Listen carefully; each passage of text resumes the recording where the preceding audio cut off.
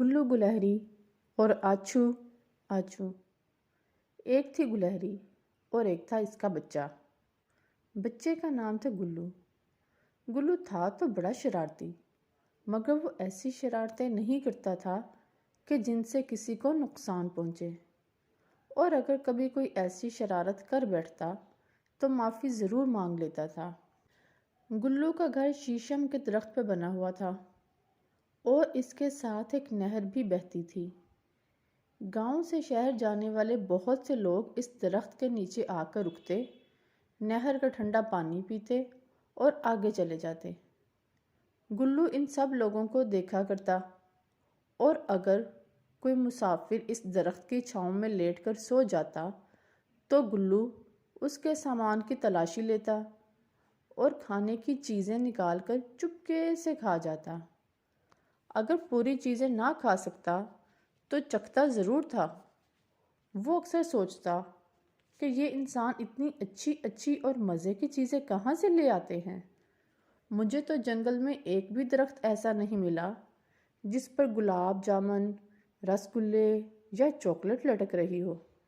مگر اسے کیا معلوم تھا کہ یہ نعمت تو اللہ میاں نے صرف انسانوں ہی کو دی ہے کہ وہ گھر پر مزے مزے کی چیزیں بنا کر کھا سکیں۔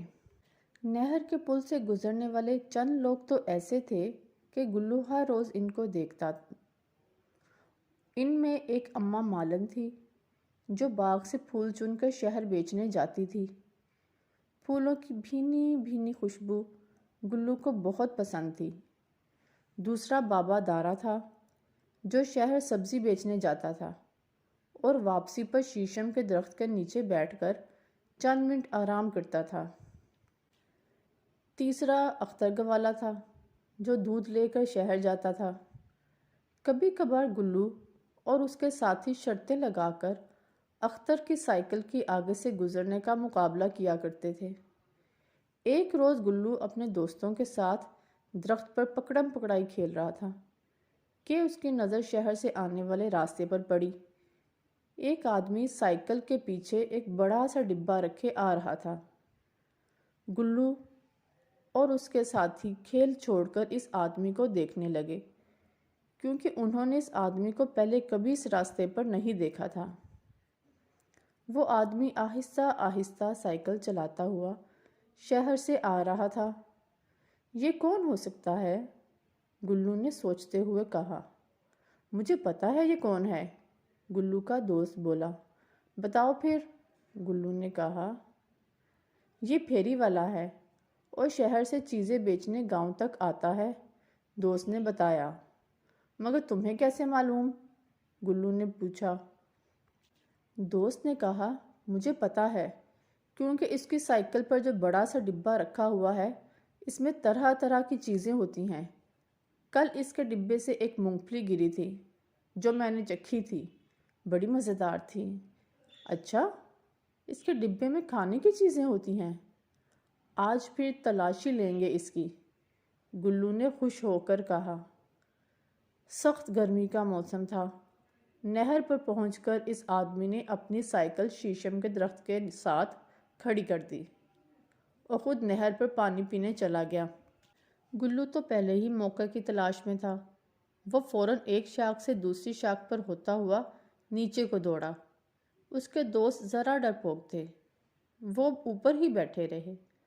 اچانک گلو کا پاؤں پھسلا اور وہ دھڑام سے نیچے گرا، مگر زمین پر گرنے کے بجائے وہ سائیکل والے ڈبے میں جا پڑا۔ وہ تو خوش تھا کہ مفت میں مونگ پھلیاں، اخروٹ اور دوسری چیزیں کھانے کو ملیں گی، مگر یہ کیا؟ دکاندار تو آج شہر سے صرف سرخ مرچیں لے کر آیا تھا۔ آچھو! گلو نے ایک زور کی چھینک لی اور ڈبے سے باہر جا پڑا۔ آچھو! آچھو! آچھو! اور پھر تو گلو چھینکتا ہی چلا گیا۔ گلو کی سمجھ میں نہیں آ رہا تھا کہ یہ کیا ہو رہا ہے۔ وہ تو بس منہ کھول کر چھینکتا اور 2 فٹ پیچھے جا کر گرتا۔